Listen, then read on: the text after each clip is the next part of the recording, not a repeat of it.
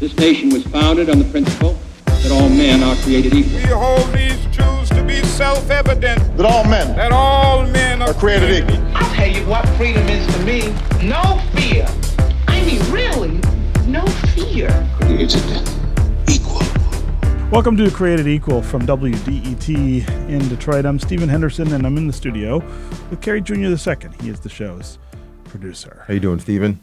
Sometimes when I'm watching what's happening on the news around here, I get a little lost in a thought about what it means in a bigger sense. And that happened recently when Judge Kenneth King, who is a judge at the 36th District Court in Detroit, reacted to a teenager sleeping in his courtroom, a teenager who was on a field trip, by having her dress in prison garb and be handcuffed, right, as a way of teaching her a lesson about respect.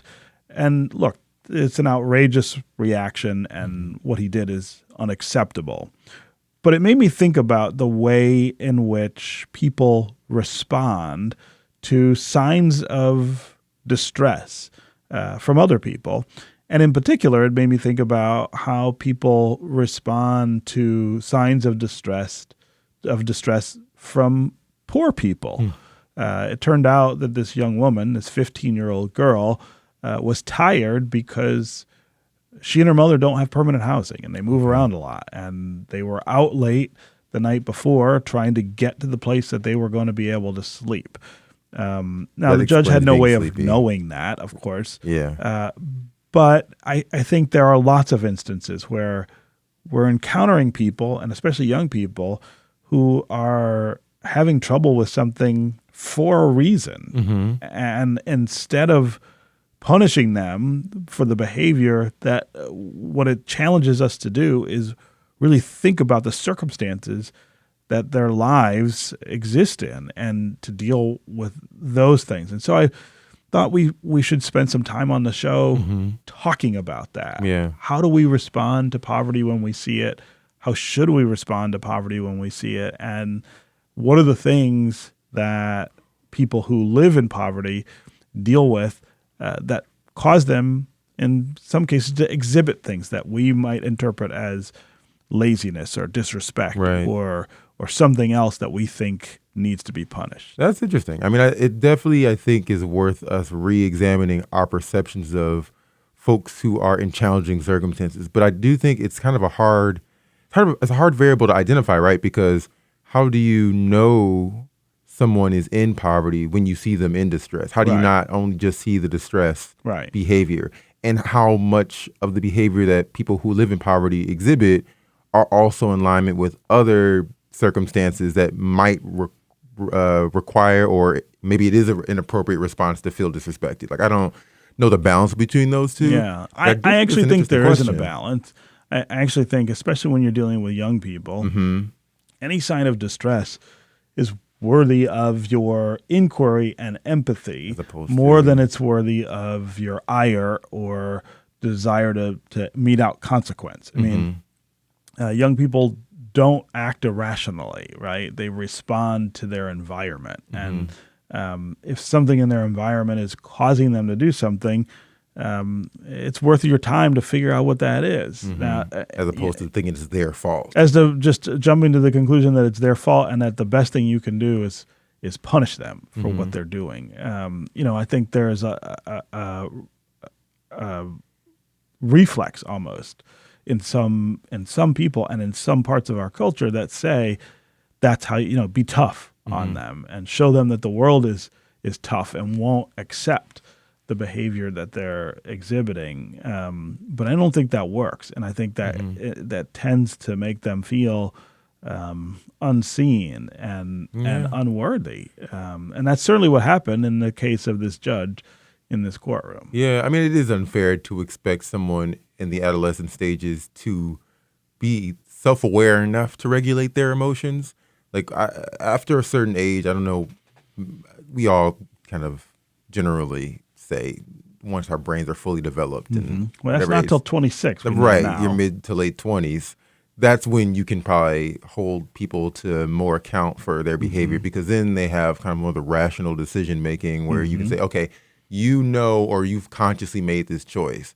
And so I get that. And I guess this sounds like it comes from like a parenting perspective too. Yes. Like, I mean, growing up, I didn't get that. That would have been nice to have Right. had parents who were like, oh, you're misbehaving. Let's figure out what's going on in your world Right. that's putting you in this circumstance. There's a difference and between remove it. misbehavior, I think, and parenting in a way to prevent your children from misbehaving, and reacting to, environmental stimulus that causes things that seem like misbehavior, and it is harder to respond to it in a way that is about empathy. But I think it's incumbent on us to do it, especially in a city like Detroit, where you've got 60 to 70% of the kids who live here, who live in poverty, who live in circumstances that are going to cause them to behave differently than other children. And I think it always surprises me a little when I see somebody in Detroit react to young people in a way that seems to ignore that or not acknowledge it in the right way. So on today's show, we want to start talking with some people who think about this and who study this. And we've got a great guest, Dr. Rema-Vassar. She's a professor of educational leadership and policy studies. She's also spent 20 years as a teacher, a counselor, and a principal, which has given her an up-close look at all of these issues.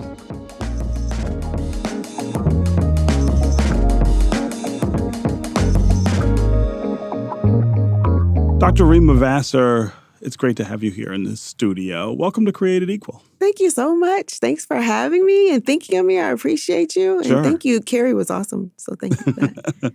So let's start by talking about how your experience in academia informs the way that you see class and poverty show up in education. In the ways that children who are living in poverty, of which we have way too many in the city of Detroit, for instance, kind of exhibit things that are about that impoverished background when they show up at the school door. Yeah. So I look at this from not just the perspective of a professor, but I've been a teacher, a counselor, a president, a parent, and a student who didn't really know that she was poor. You have those. We were talking about Catholic school. I didn't know I was on scholarship, right? I thought that I was just like everyone else in rural Michigan, right? So class is the great equalizer in terms of inequality in a lot of ways, right? So I think about schools, and I think about those children who come from an environment that has less, that has lack. And we see that there's all kinds of issues that come with poverty. So physiological issues, there's more stress in those environments. Allostatic load is that like compounding of stress. We see young children with inattention, a lack of security and on any front, home, housing, food, not even being able to bring school supplies that we were just talking about will cause stress. And that stress then has all kinds of physiological responses that could then translate into not being able to stay on task, not worrying about the future necessarily, thinking about what's happening right now because the immediate needs are more important and pressing. So not just not having food, because we've done a lot across the nation and in Michigan to make sure that people have free lunch and free breakfast when they get to school, which I think is just a human right, basically. So not necessarily coming to school without something to eat, but not coming to school ready to only think about academics when you have life's pressures on you. from poverty, it makes it very difficult to attend. Yeah. So one of the things that always strikes me about this is, I mean, it is, of course, in absolute terms unfair that some children grow up in poverty. But the unfairness is an adult unfairness, right? It's their parents who are struggling for whatever reason and can't provide more than what they are for their kids. And yet it's the kids who suffer those consequences. There's something even more unfair, I think, about that. Yeah, so I was thinking so much about Eva Goodman, the 15-year-old who just got spotlighted about her housing insecurity. And I think about her mother, and I thought about, her mother on the news. Her mother's putting herself at a lot of risk, right, to speak out and protect her daughter. So even in poverty, you when you're thinking about all the rules and regulations, and we know people who live in poverty actually follow more rules than anybody else. They're very rule conscious, very strict with their children, have very limited freedoms, and are very attentive to rules and guidelines. And as kids who grew up in poverty, we understand that, but explain to the listeners why that's true. Why are poor people more likely to follow rules and have structure? Because that's not what most people who aren't poor think about. Really? Poor people. Absolutely. I think there's this perception that there's a lack of discipline, there's a lack of attention, there's a lack of structure. I mean, most people, I think, blame poor people for their circumstances and as an extension believe that, they live in a way that would never get them to something better. Oh, yeah. So we do. We think of poverty as an individual sport, right? Like that somehow, and it is deceptive because it is often generational, right? And so it looks like, these folks are just in a cycle and they're not ever going to get out. Well, these are systemic issues creating individual experiences, right? And so this idea that people who are poor folks, like how I grew up, are somehow amoral or have low boundaries. Yeah, so I think there's a classism that's happening there. Sure. Do they make the same decisions the same way that someone who didn't have the stressor of poverty? No, right? If I'm thinking about my next meal, if I'm thinking about where I'm going to put my children for the evening, as Eva Goodman was thinking about, right? Where am I going to sleep tonight? I'm not doing estate planning, right? Like that's not the order of the day.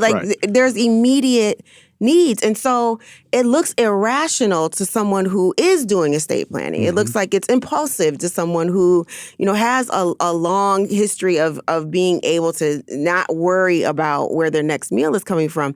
But it makes complete sense for those who are living in the moment. And they're more policed. And when I say that, not just law enforcement, I'm talking about in schools. Yes.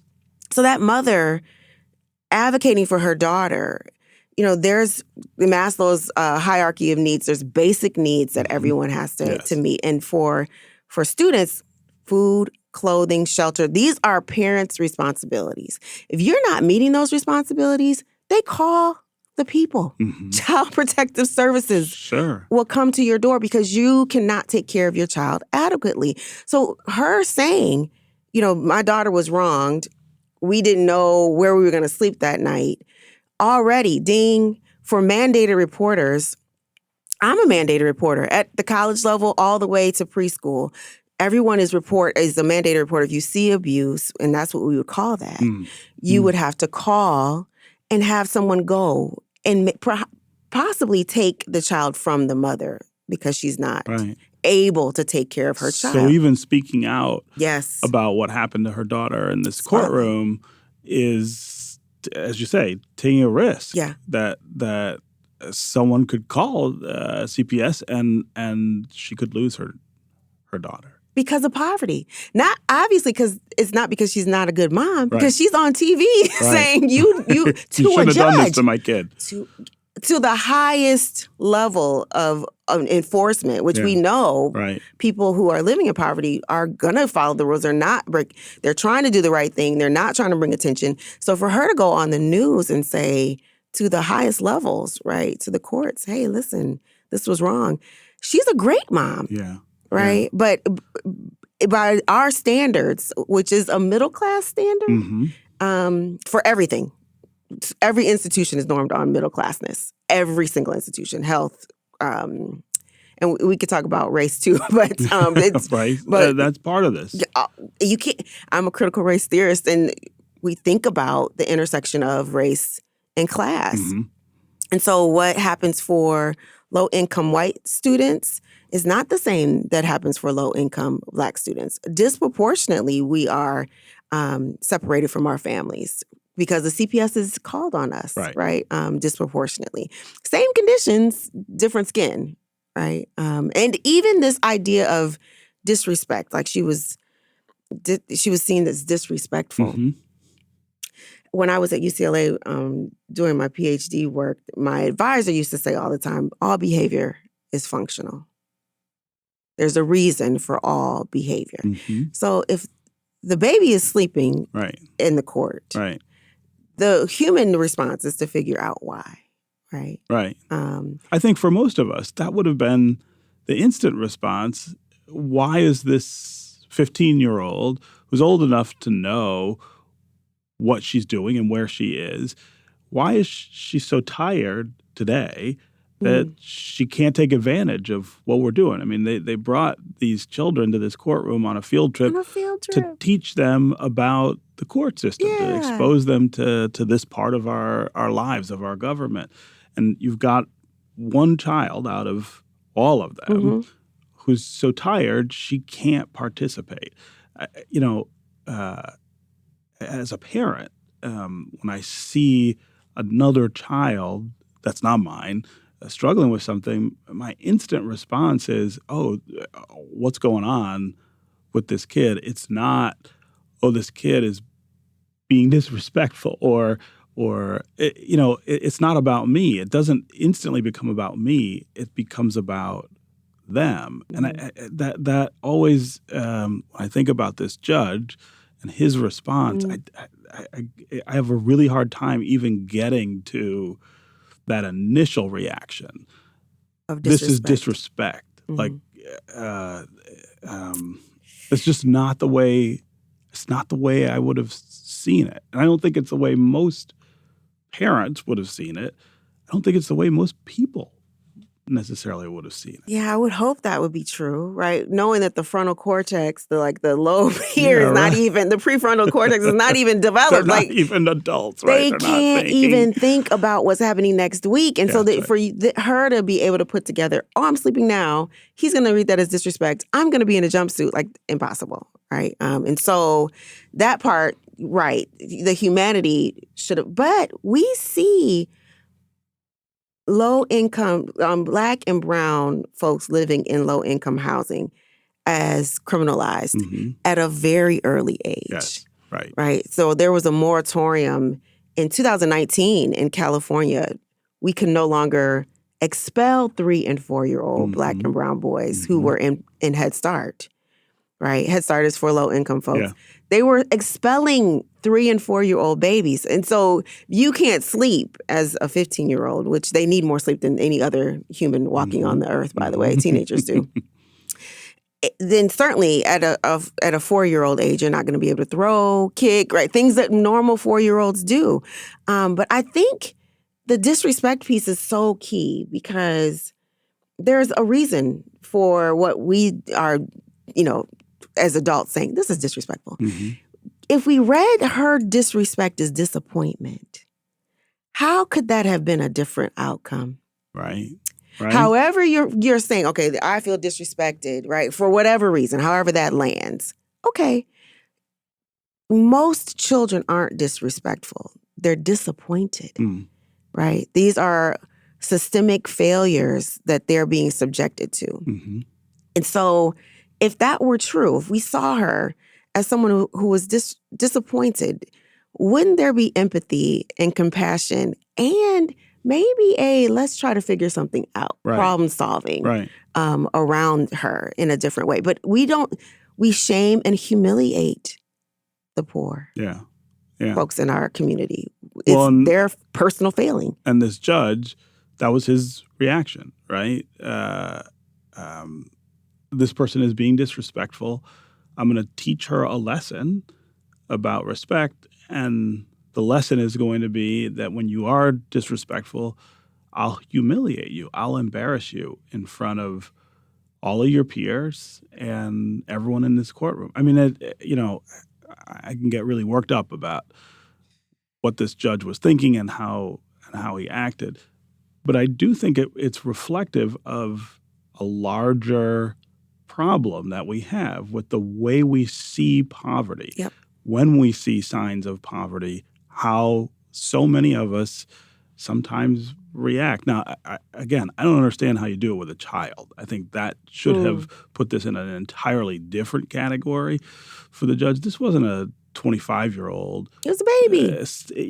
In front of him in the court for a judicial matter. This was a kid on a field trip. I mean, I don't know how you get to that space there. But even for the 26-year-old who's accused of a crime and is in front of that judge and is exhibiting behaviors that are really about poverty rather than criminality, I think, we need judges and other people of authority to be able to make that distinction and react appropriately. I agree. Okay, we're going to take a quick break, and when we come back, we are going to continue this conversation. We'll be right back with more Created Equal.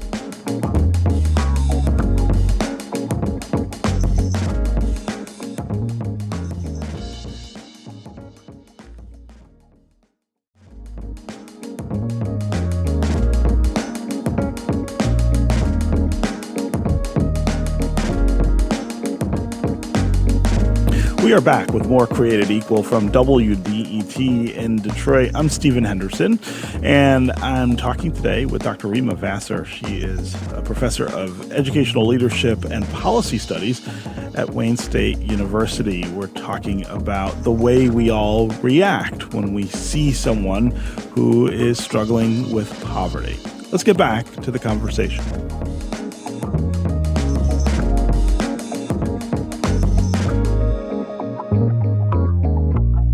So the other thing that occurs to me out of this particular incident with the judge and the 15-year-old is what he did to her and the effect that has going forward, right?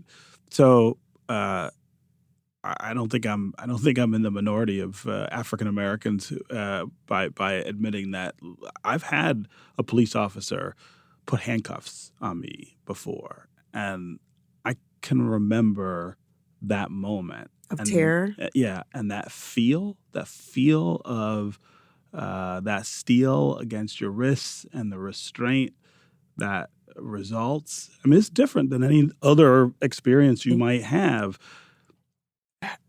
Having that as a 15-year-old when you hadn't done anything, and when you're on a field trip with friends, with people who you're socially interacting with, I really struggle with what effect that has. And this is someone who also, of course, is living in a challenged situation, probably dealing with all kinds of other things that we don't know about. I don't know how you undo that. You don't. So this young girl, the mother was out doing, press conferences, and she said, I would really want her to be here with me, but she won't. She's not coming out, out of any house. Mm-hmm. She's embarrassed, ashamed, and humiliated. And I thought about the first day of school. It's already difficult when you don't have the latest and greatest clothes, right? These kids, yeah, having spent 11 years at the middle school level, they're very Rough. and they're slick, right? They're creative in the ways that they can talk about you. So I'm saying that she's probably already struggling to maintain a semblance of normalcy around her peers and to be seen as one of them. Now she's been outed. Yeah. Right? Even if she could afford the nicest pair of shoes to come and get her hair braided and to look like everyone else, quote unquote. Mm-hmm. At this point, nationally, she's been outed as someone who's different, as someone who is poor. Yeah. And that has a stain on it that I think couples that of criminality. She was there on a field trip to learn about courts. What lesson do you think she took back? Away. Yeah. Right. And that's why this moratorium on the young babies was so important. You enter into a pipeline. Mm-hmm. Some folks say that there's not even a pipeline. It's just school and prison are about They're the same. merged, There's a right. nexus, right? And there's school is prison. But you have a pipeline, and there's a direct correlation between those who are suspended, those who are expelled, out of school time, and jail time. Yeah. 86% of all the folks who are in prison are illiterate, right? Like because they spent so few days in school. Mm-hmm. So there's all these connections with the criminal justice system or injustice system in this case. And this young girl got a lesson about unfairness, Mm-hmm. right? Because none of that was fair. That was an overreaction to even this. I don't know what kind of disrespect she could have given him that would warrant being changed into a jumpsuit, Mm-hmm. put into a cell, and humiliated before all of your friends, Mm-hmm. right? So she learned a lesson about more about poverty and what it means to have that stain and stigma on you. And then more about then what that means when you have to go into court and trust a system that's supposed to look out for you. Yeah. And it's supposed to actually be fair and have some empathy and compassion and get to the why Mm-hmm. of your behavior. She's seeing very clearly that that's not what we've set up in this United States. Mm-hmm. And it's especially not going to be true for her and people who look like her. Yeah.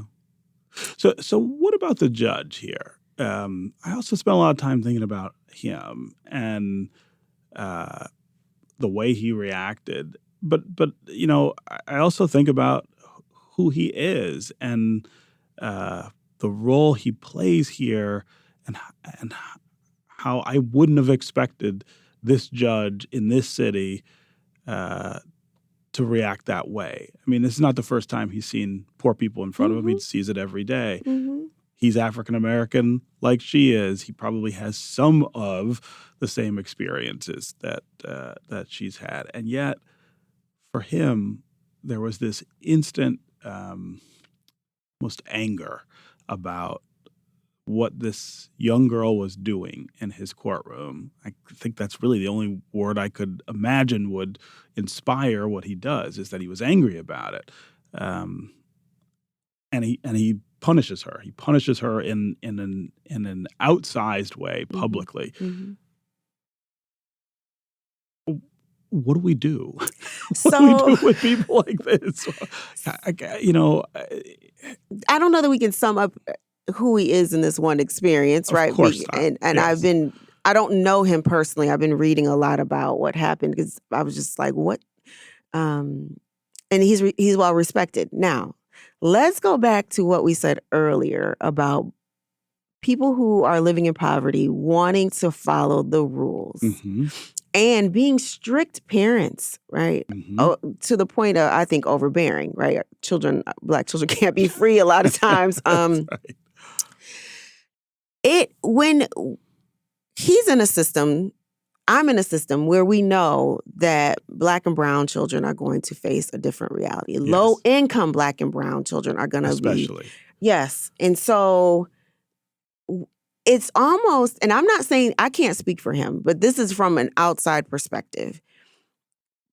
being in schools with Black educators, with Black children who have these similar responses, right? Over the top discipline, Yes. right? It's almost out of protection. So Black parents are especially strict because I don't know if you ever got that speech about, I'm gonna whoop you now so you don't get whooped. So you don't end up in jail. Yes, by the Right. police. And Absolutely. so it's counterintuitive in my opinion, but it's really a protective mechanism. And he said it, I'm gonna show her, what can happen if she is disrespectful. Yeah. In a court. It's an interesting way to think about it. It's a little more compassionate Well, way he to think also, about it. because I couldn't wrap my mind around him then offering to mentor her. This is your mentor, right? What does she already learn from you, Right? And what does she want to what learn further? more could she gain from this? Right? But in his mind, I think he was thinking He was of teaching her. yes, and protecting her and mentoring her and molding her and shaping her and making sure that she doesn't get in trouble later on, which I think are the last vestiges of plantation politics. That's what I was going to say. I mean, that is a sickness inside the culture that anti-Black goes way back, right? It's an anti-Black racism that is pathological in that we have taken on our own we've taken on the tools of the oppressor in order to regulate ourselves. Wow. Yeah. So that's not better. That's worse. That's worse, right? I mean, it's not better than the overreaction. I mean, it's explanative. Yeah. Right? I don't know that because we don't get taught these lessons in school. We don't get taught explicitly about classism and racism and heteronormativity. We don't get taught about these things. So if you're never able to unpack it and analyze it, you just are it. Yeah. Just walking around it.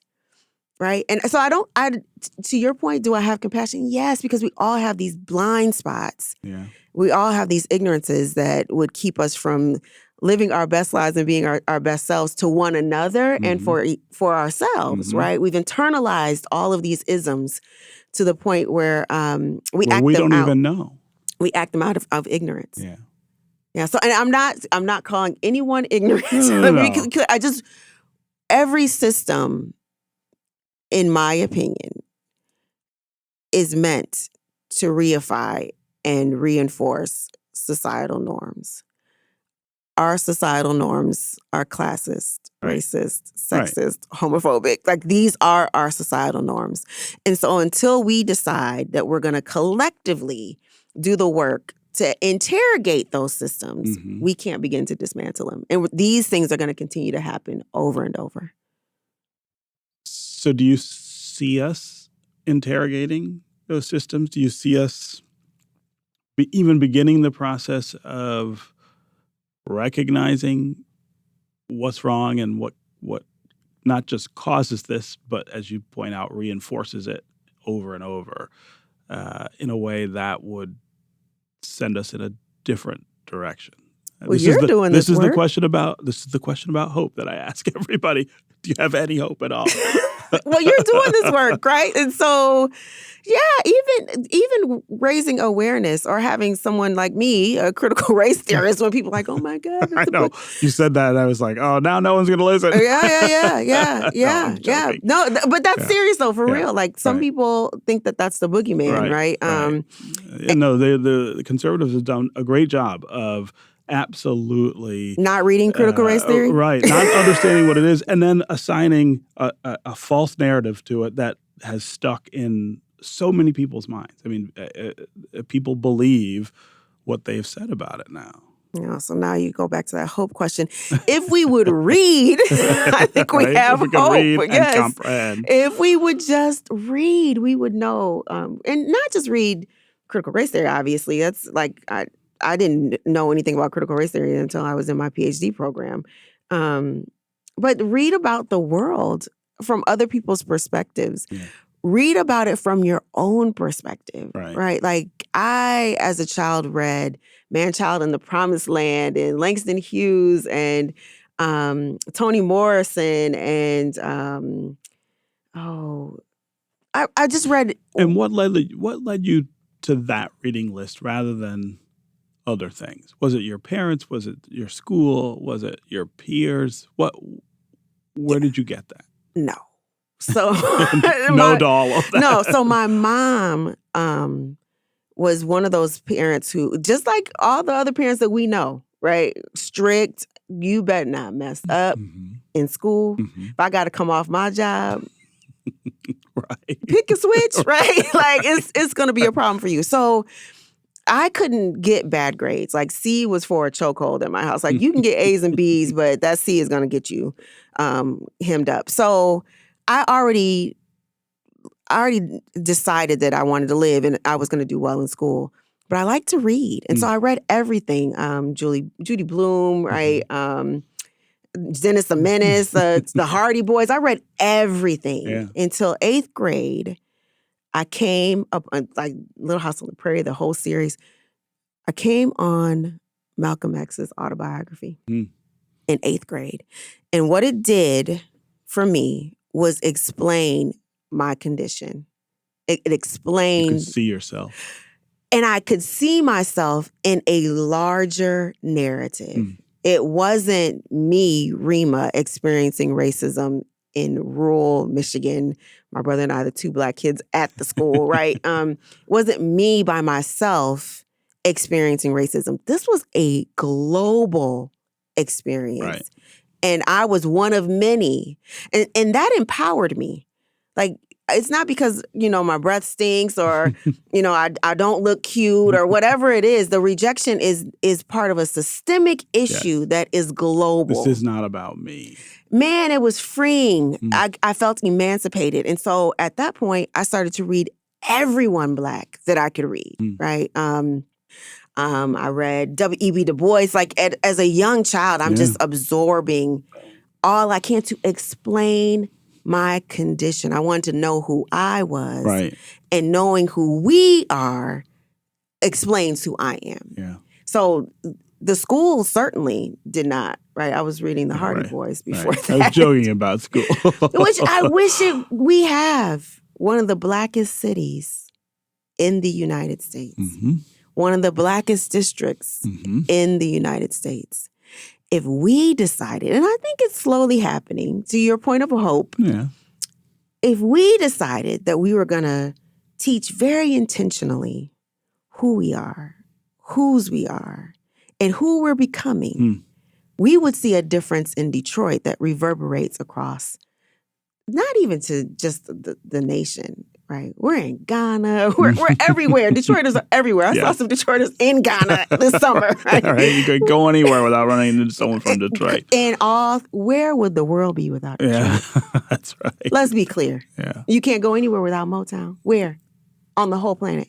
True. So if we knew how bad, meaning good, this place is, and we instilled that in every child, every teacher, every judge, we would just have a different world. Yeah. And we could do that easily.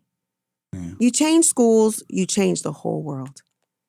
And that judge, Eva Goodman, the mom, the Greening Project, all those people had to go through school. That's Every true. single one. That's It's true. mandated. Yeah. That's the place of intervention.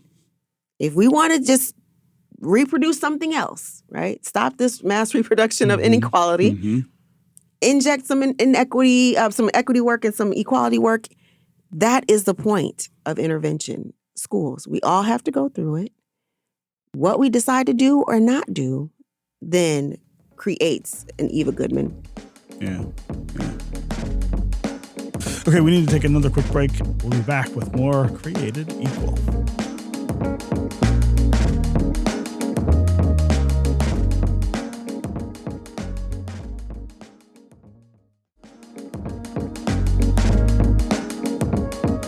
You're listening to Created Equal from WDET in Detroit. I'm Stephen Henderson, and I'm talking today with Dr. Rema-Vassar. She is a professor of educational leadership and policy studies at Wayne State University. We're talking about the way we react when we see someone who is in distress because of poverty. Let's get back to our conversation.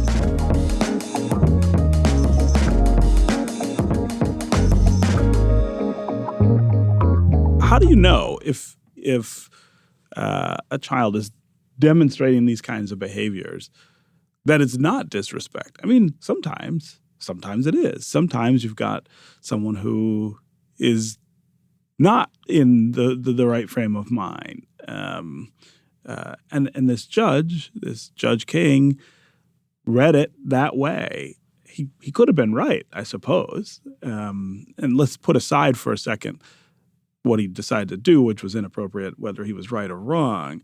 But the way he read it could have been true. No. Could not. Right? Could not have been true. Could not. Because again, all behavior is functional. Right. Every single It's a reflection of something else. Yes. If you're in a bad mood, don't you get to be in a bad mood? Like someone or something put you in that space. And let me have my moment and move on with my life. Like, why are you on me? Right? Right. Teachers get to come in and say, I haven't had my coffee. Don't bother me for 5 minutes, right? Teachers can do this. Right. Judge can say, I got to take a recess. I need to, compose myself and come back or get some lunch and come back. Why aren't children allowed to do that? Why can't children say, hey, I'm tired. I had a rough night. And obviously this is not, I read too that she had just been in court for something else. And so this was a traumatic experience for her anyway. But even if it weren't that, you're not interesting, sir. I'm not going into law. This is not what I want to do. I'm rather tired. I would prefer to nap. Yeah. Why does that Why is bother that a big you? deal? It's not, right? It's really not. That we police the bodies of young people in a way that's inhumane is problematic. The way we police those who are living in poverty is problematic. Yeah. And the way we police Black folks at every age is problematic. In every bracket. Yes. You just talked about being in handcuffs. Yeah. I've been pulled over in looking like a church lady. And Doesn't matter. searched illegally, my vehicle, my body. And Sandra Bland had just gotten killed. And I was in the back of that squad car for no reason. Like literally, I got no ticket. No ticket. Like, slow down was what he said when he finally let me out of the squad car. And I'm praying the whole time, like, just let him see me as a full human being. Just let him see me. Right. Because he was looking past me as he was talking to me, like I wasn't there. Yeah. Just let him see me. And when he let me go, the hardest thing when I remember this, is I wanted to thank him. When he had illegally searched my body and my vehicle, I wanted to thank him for releasing me. But I did ask him, because I'm a researcher, why are you letting me go? Like, what happened here? Because I was speeding. He could have given me a ticket. He said, you mentioned that you were a teacher. In all of my pleadings, I'm a teacher. I don't have a gun. What are you doing? Like, he said, you mentioned you were a teacher, and my daughter's a teacher. There was just one connection, one little thing that connected him to you as a human being. For him to see me as human. He said, I love teachers. And he said, you let me go. That's how we need to look at people from the onset. These are human beings. She's having a bad day. Kids don't come to school to terrorize the school and cuss people out. There's a reason they're responding to their environment generally. What is it? And their experiences. Right? Yes. Yeah. What is it? What can we do to help, to come alongside and assist and love and nurture and grow you, not punish, humiliate, and shame? So no. I think I can't remember your question, but the answer that I had was no. Right. It's not disrespect. There is not disrespect, right? All behavior is functional. It's not the way to read it. Figure it out. Yeah. And move in love. What should he have done? What should have been his reaction to this situation? When a child is sleeping, just let the child sleep, right? That's what I would say. And if you had a real concern, this is a field trip, let's be clear, not a scared straight exercise, right? Like this was a field trip. You could talk to the directors afterwards, like, because he's not in charge of these children. The directors who came and brought them. She was on a field trip. There were people who were there responsible for her. And he could have reached out to the other adults to say, this is how I was What's feeling. going on with this kid? Yeah, did you notice? And maybe you want to follow up with that child, right? But there wasn't a place for me that he could have intervened in the way that he did. Talk to the other adults. This is an issue of a child and how children behave, right? The decision-making processes that students have, we're expecting to have adult, and when I say adult, I'm talking 28, 29-year-old responses to the environment. And it's just not realistic. And so when I was a teacher, I sent up 2 referrals the whole time. 2 referrals.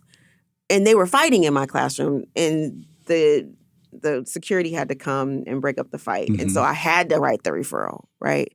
But was I called a hard one time? Yes, right? Someone say, I can't believe you gave me So you wrote me up. Yeah, you gave me an F- and you called my dad, and that was some, like, I got all of this in as a teacher. I didn't write those kids up. I only had to when other people were involved. This is a classroom. It's a sanctuary. We're trying to figure out how to learn together. Yeah. I'm not here to police you. And you're having a bad day. I understand. I don't talk to you like that. Don't talk to me like that. And we move on. Yeah. I'm not taking it personally.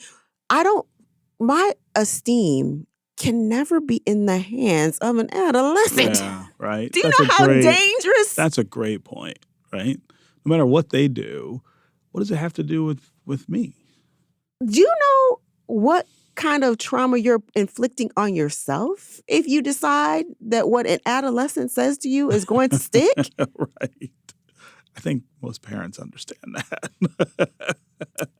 I would never. So the esteem comes from working through human emotions, right? The human experience that we're all having. That's where your self-esteem comes from. Where that kid who cussed me out because I gave him an F-, I was like, you have a 13% though, sir. Which actually means that I had a 13% because I'm the teacher. You're teaching, right? Or I'm not, right? If no one's learning, then someone's not teaching. So I had a 13% too. It's an indictment on me because they're codependent. Teaching and learning are reciprocal. Yes. You're not teaching. You're just presenting some information if kids aren't learning. That's another aside. But I gave him 13%. His dad went off on him. He went off on me. Later, that kid challenged me and bet me that he could get an A in my class. He got an A. Oh. I had to get my tongue pierced for that, by the way. That was the, that was the bet? That was the bet. Oh, but once I got that tongue pierced, which was horrible. I'm not sure I would have made that bet. I never thought he had a 13%. You're like, he has no shot of winning this bet. No shot. He got a 90% in that class for that semester. That was the first grading reporting was that 13%. He worked his little butt off. And so Garrett Sanchez, once I got that piercing, was my biggest fan. He was my teacher assistant the next year, right? So he's telling people you're going to get a 13% if you don't get it. Right. He was my biggest fan after he cussed me clean out about that 13%, his dad cussing him out, right? We're all redeemable. None of this is personal, right? Learn to love through all of this. Yeah. And make that the center. Like that's your first thought is, oh, this isn't about me. What's wrong? Yeah. And how can I fix it? Yeah. Yeah. What's my role? Right. What can I do? Mm-hmm. Okay. Dr. Rema-Vassar, this was really great to have you here. Thanks so much for joining us on Created Equal. I enjoyed myself. That was great. I was really nervous at first, like, what is he going to ask me? But it was not easy. An interview, it's a conversation. It was a conversation. That'll do it for this edition of Created Equal. Remember, you can listen to recent episodes of the show at WDET.org. Check us out on Apple Podcasts, on Spotify, or wherever you listen to podcasts. And while you're there, don't forget to subscribe and to rate the show. You can also leave us a review. Created Equal is produced by Carrie Jr. II and David Lyons. Our audio editing is by Connor Anderson, and the music is by Sam Bobian. Our digital team is David Kim, Jenny Sherman, and Sophia Joswiak. Our program director is Adam Fox. Created Equal is a production of WDET, a listener-supported service of Wayne State University. If you like what you hear from our WDET programming, please support the station. We are always taking donations.